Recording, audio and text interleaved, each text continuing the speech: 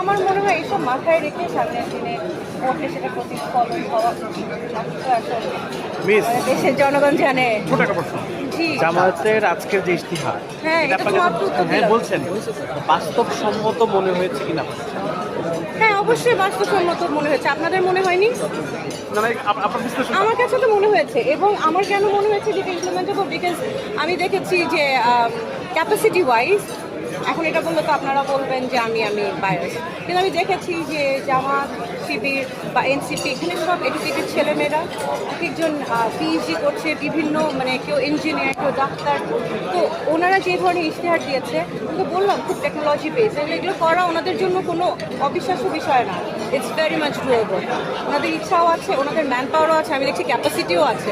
তাহলে এটা কেন বাস্তবসম্মত হবে না? আচ্ছা, আরেকটা ম্যাম, আরেকটা আরো হচ্ছে প্রশ্ন লাভ লাভ